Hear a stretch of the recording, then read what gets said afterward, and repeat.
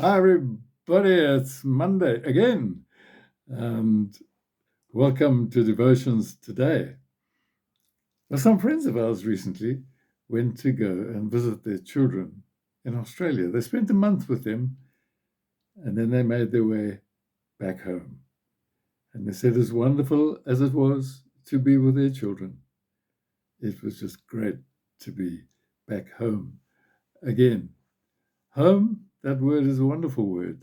And for many of us, home is a wonderful place. I know there are problems in some homes, but home is the place where we belong, where we are accepted for who we are, where we can let it all hang out sometimes and people can see the worst of us.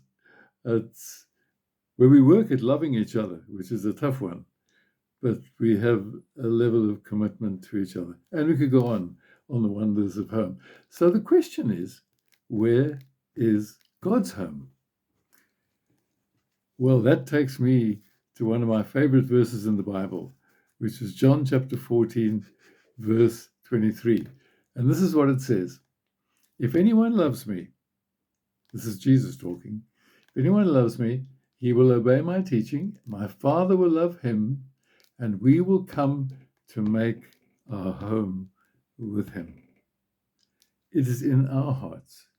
It is in the community of God's people, the church, that God is at home. That's a glorious thought and such a beautiful truth. God is our home. Jesus says, dwell in me and I will dwell in you. We make God our home and God takes us as his home. Yesterday was Trinity Sunday. Trinity, that's a tough one. And I'm not going to expound on all the theology of Trinity, mainly because I can't, but I believe it with all my heart. There's the Father who created us. There's his Son Jesus who redeemed us. And there's the Holy Spirit who takes what they have done for us and makes it real in our hearts. God reveals himself then in three distinct persons, but not persons in the way that we are, but deeply personal. The Father, the Son, and the Holy Spirit.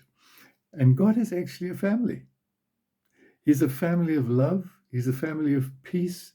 He's a family of joy. I like the words of the hymn, the Lord of the dance.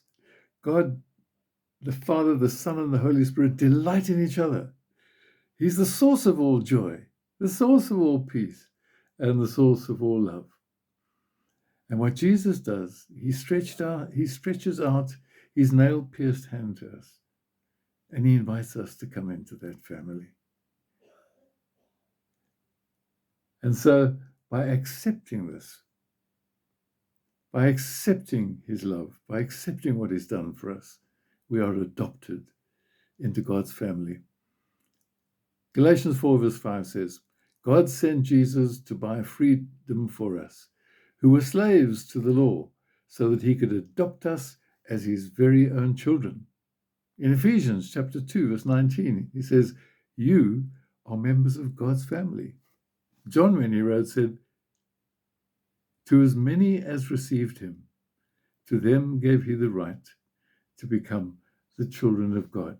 And we enter into this eternal family of God. So no matter where we are, standing in the queue at Checkers or driving in our motor cars, we are in fellowship with the Father, the Son, and the Holy Spirit. We are at home with him, and he is at home with us.